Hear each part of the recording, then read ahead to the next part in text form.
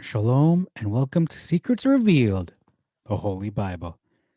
Today we're looking at Numbers chapter 26. There's 65 verses, but it's going to be a short chapter, a short presentation, I should say, short video. Beginning in verse 2, we see the first difference here. It says, according to the houses of their lineage, uh, by tribe. It's talking about by tribe, according to the 12 tribes, verses throughout their father's house. So everyone is lumped into one group. Possibly all the tribes are just one group. There's no distinction between the tribes. That is a possibility. I'm not saying it's absolute, but that is a potential interpretation that can be made. Verse 5, the family of Enoch versus the Hanochites. Hanochites. A continuous pattern emerges. We see here where every house ends with ites in the Masoretic. Verse 9, rose up against Mosheh. These are they that rose up. Verses, I should say, in the rebellion against Yah. Versus strove. They strove, not rose up. And when they strove. So we can see the Septuagint says this was a very serious matter. They rose up. They didn't just contend with them and contend against Yah. They rebelled. This was an outright rebellion. It was mutiny. Uh, the Masoretic makes light of this like it was just a small argument they had. No, it was not a small argument. It was not a small matter. It was mutiny or treason, which is punishable by death in many modern nations today, even to this day. It is a penalty. It is an offense which is punishable by death. Verse 12, the Septuagint starts using the ites suffix here. We notice it. Uh, where do we see this? Nuamelites, Jamonites, Jaconites, and just in all transparency, the Septuagint is using that in this verse in particular, and also in the following verse, 13, but not in 14. Okay, I'm going to ignore those verses. Um, and moving on to verse 18, we see a lot of name differences. I will include them in the description box. You can look them over for yourself. I personally don't feel they're significant enough differences, or I should say, backbreaking differences that are going to change your doctrine. It's just, misspellings or at least different spellings, not misspellings. Verse 18, we see a significant number discrepancy in numbers. And the Septuagint has 44,500. The Masoretic has 40,500. So there's either 4,000 missing or 4,000 that were added. And we're going to see which one is more right in terms of numbers. Okay, going to ignore those verses again. And verse 35, we see an addition going all the way down there. 35, an addition to the text in the Masoretic saying Becher or Beshe or Becher, I think it's Becher. The family of the Bachrites was added. That's not in the original. Okay. Uh, and then we see an addition in verse 39, an addition of Hufam and the Hufamites. So that was added to the original text. That was not originally there as well. Verse 41, we see when you do the math, I actually did the math, I added up these numbers. The Septuagint totaled up 35,500. The Masoretic has 45,600. The Masoretic is correct here. So if I'm going to criticize the Septuagint, it's not that the original Greek is wrong. It's more likely that the translators who translated the Greek into English got the numbers wrong. I don't think it was a clerical error. I think it was a translation error. But we can see the Masoretic is actually correct with the numbers. So in terms of numbers, the Masoretic tends to be more correct in terms of counting and even years. So we're going to look at that a little bit later. In verse 45, we have an omission in the Masoretic of Heber and the Heberites. So um, actually, I did notice he's right there, of the sons of Beriah of Heber, the family of the Heberites. So it's in both. Malkiel, so it is in both. I'm not sure why I said that. Maybe there's a mistake. I'll say uh, error, question mark. I think this was an error. And then we see in verse 47, the Masoretic again is correct in terms of numbers. They have 43,400. Masoretic has 53,400. Difference of 10,000. I did the math and I did the math in the Septuagint. I looked at the numbers and it actually equals 53,000. I'm not sure why. Again, sounds like I'm leaning towards a mistranslation. That's my guess. Verse 50, again the numbers are different. 40,000 to 45,000. We see another difference here, discrepancy.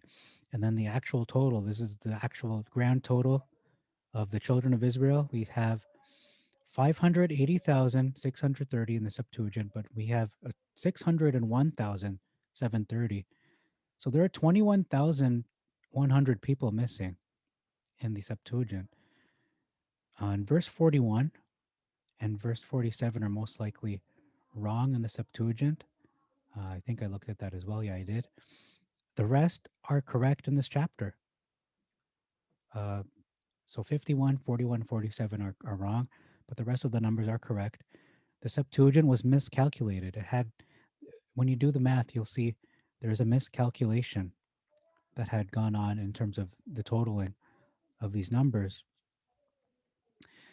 Much like the genealogy of years in the beginning in the book of Genesis, when you total up the numbers, you'll see there's a mathematical, a clerical error there as well. Or perhaps, which I'm leaning more towards, is a mistranslation of the word to translate the word 100. 54, we see here, to the greater number you shall give the greater inheritance, and to the less number you shall give the less inheritance. To each one, as they have been numbered, shall their inheritance be given. So that makes sense. Okay, so the greater number of the people or the tribe or the name, I guess maybe it's the name of the family, I'm not sure. But just read over the context, you'll get a better idea of what that means. You give greater land, a greater inheritance, and then to the less number, you give a less inheritance. In the Masoretic, it says, to many you shall give the more inheritance. Okay, it sounds like more number again. To few you shall give the less inheritance.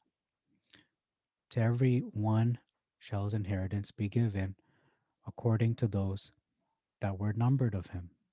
Okay, so it sounds a little more confusing in the Masoretic, to be honest. The language is more consistent. It's more clear and plainly understood in the Septuagint, in my opinion. The Masoretic, it can be misunderstood. To the few, he shall give the less inheritance. What does that mean? What is less? Is it less in quality?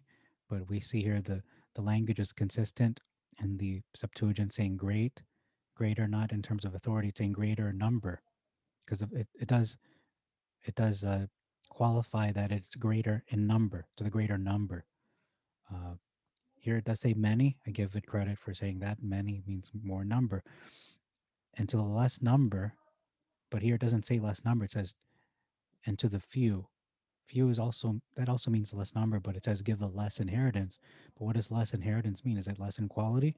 Here we can see in the Septuagint, it's saying less number, less inheritance. So it's smaller. To the smaller, you give the smaller.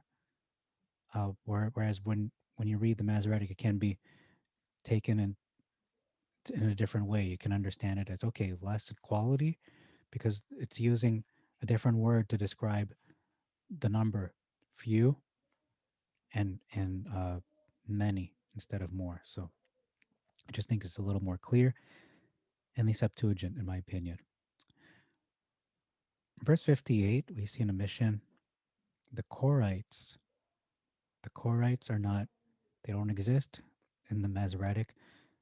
Verse 61, another omission.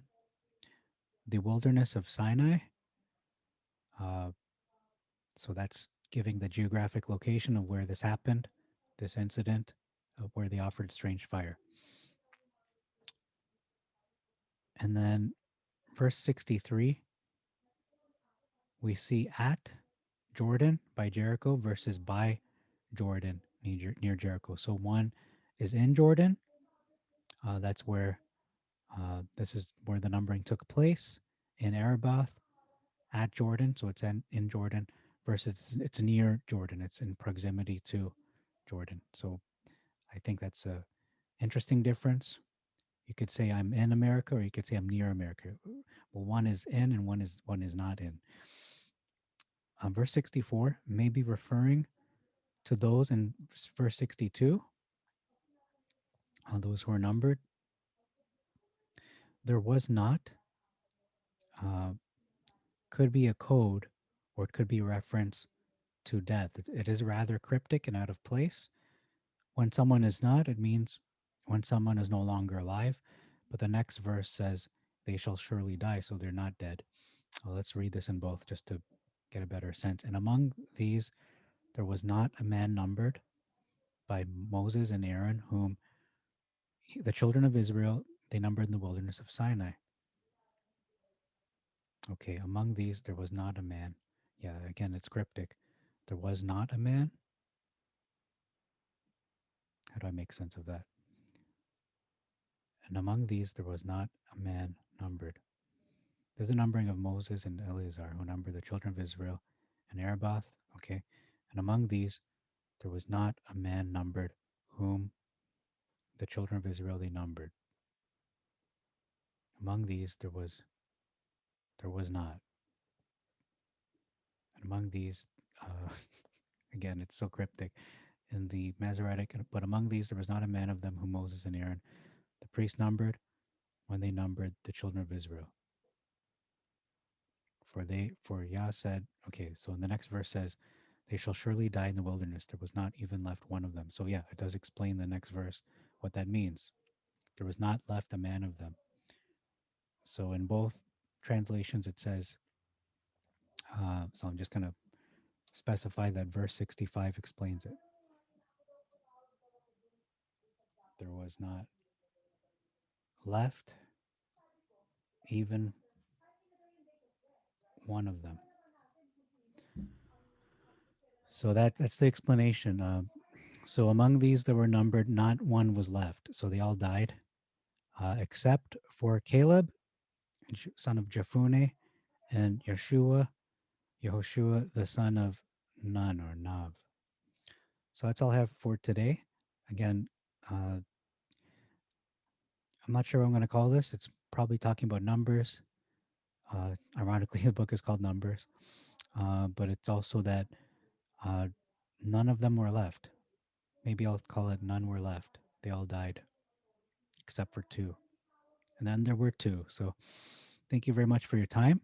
May Yah bless you and make your way prosperous. Until next time, you've been watching Secrets Revealed, the Holy Bible. Shalom and peace be unto you.